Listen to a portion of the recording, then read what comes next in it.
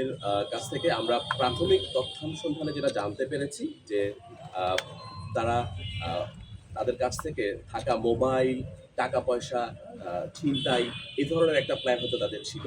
But তারা যখনই মারামারিতে লিপ্ত হয়, তো তখনই দেখা গেছে যে একজন আহত হয়ে যান এবং একজন মাথায় আঘাত লাগার দরুন মাঠে পড়ে যান। তো যার জন্য তাদের হয়তো সেই পরিকল্পনা সফল হয়। তো আমিও আপনাদের সবাইকে অনুরোধ করব যেন এই বিষয়গুলোতে আমরা সামাজিকভাবে সবাই আরো সতর্ক থাকি এবং এই বিষয়গুলো আমরা সবাই একজন একজনকে অবহিত করব, যাতে আমাদের সন্তানদের দিকে আমরা খেয়াল রাখি এবং আমরা এই বিষয়ে সামাজিক সচেতনতা গড়ে তোলার মাধ্যমে আমাদের ভবিষ্যৎ প্রজন্মকে এসব থেকে যেন আরো দূরে রাখতে পারি এবং তাদেরকে আরো সতর্কভাবে চলাফেরার জন্য পরামর্শ দিতে পারি। এই জন্য আমি আপনাদের সবাইকে অনুরোধ করব এই মেসেজটি সবার কাছে পৌঁছে দেওয়ার জন্য। ধন্যবাদ। সম্ভাব্য সকল কৌশল নিখুঁতভাবে বিশ্লেষণ করে অভিযুক্তদের অবস্থান শনাক্ত করতে সমর্থ হয়। সুপ্রিয় সাংবাদিকবৃন্দ, এই হত্যাকাণ্ডের ঘটনায় এলাকায় চাঞ্চল্যের সৃষ্টি হয়। মির্জাগঞ্জ থানা পুলিশ এবং র্যাব 8 বরিশাল এই নৃশংস হত্যাকাণ্ডের জড়িতদের আইনের আওতায় নিয়ে আসতে তাৎক্ষণিকভাবে অভিযানে নামে।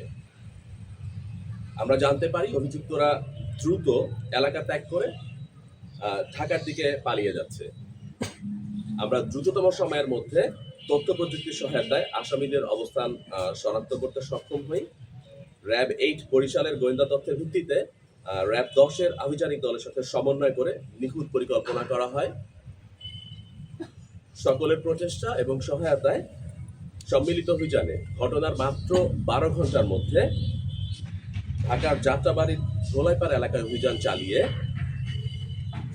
উক্ত মামলার 1 নম্বর অভিযুক্ত মোহাম্মদ রাইয়ান, পিতা আব্দুল সালাম, শাং উত্তর সুবিদখালী, এবং দ্বিতীয় অভিযুক্ত মোহাম্মদ রাশেদ, পিতা মোহাম্মদ রফিকুল ইসলাম পিন্টু, শাং টিবুয়াপুর, উভয়ের থানা মির্জাগঞ্জ, জেলা পটুয়াখালীকে গ্রেপ্তার করতে সক্ষম হই।